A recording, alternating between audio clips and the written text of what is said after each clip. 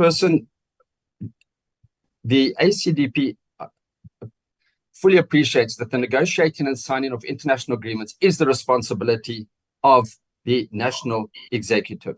However, Section 231 states that agreements bind the Republic only after they've been approved by resolution in both the Houses of Parliament.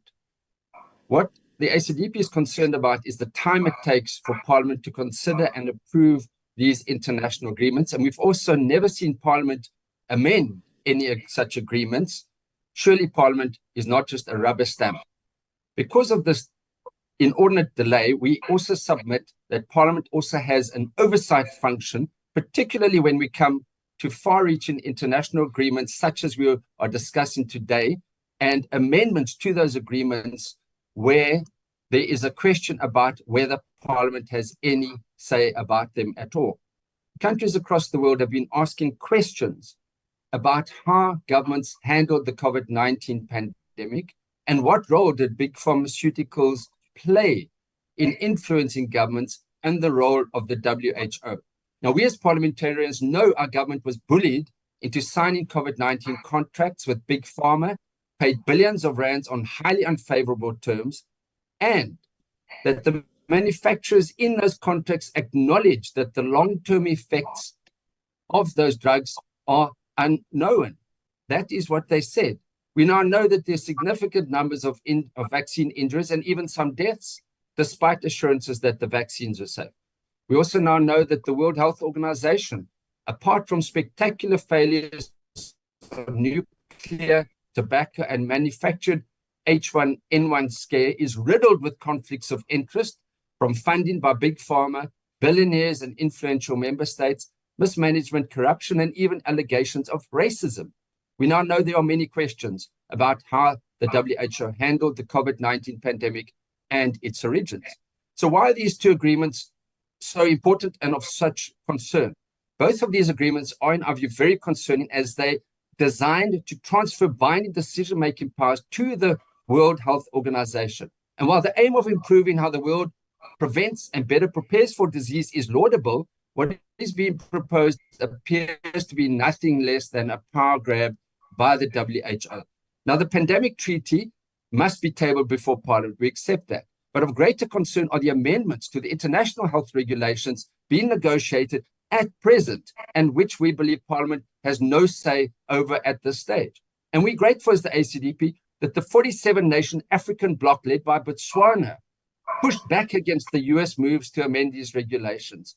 But despite those objections, significant amendments were... Honorable members, we have lost Honorable Swart. Can I invite a member of the ACDP to assist? Honorable Thring. Thank you, Honorable House Chairperson. Let me continue and attempt to conclude with the concerns that the ACDP has indicated. So despite statements to the contrary, if one reads the amendments together, they will undermine South Africa's sovereign right to determine its own public health policies. There are vague definitions of health. The vague definitions of health could allow the WHO to declare pandemics, even permanent pandemics, and allow it to impose binding restrictions such as lockdown, surveillance, and even mandatory treatments on countries. And these measures are clearly far-reaching and demand the attention of us, not only as lawmakers, but also in exercising oversight over the executive during negotiations. The ACDP asserts that we need to be mindful that WHO, the report of the Review Committee regarding amendments to the International Health Regulation 2005 stated on the 6th of February that the sovereignty of states parties remains foundational to the regulations, as with the revisions nearly 20 years ago that led to the International Health Regulations proposed amendments to them, and will need careful balancing between a state party's sovereign right to take actions necessary to protect its population against a public health risk while recognizing their mutual vulnerabilities and responsibilities, and the imperative of international cooperation and solidarity, which are key enablers of effective regulations.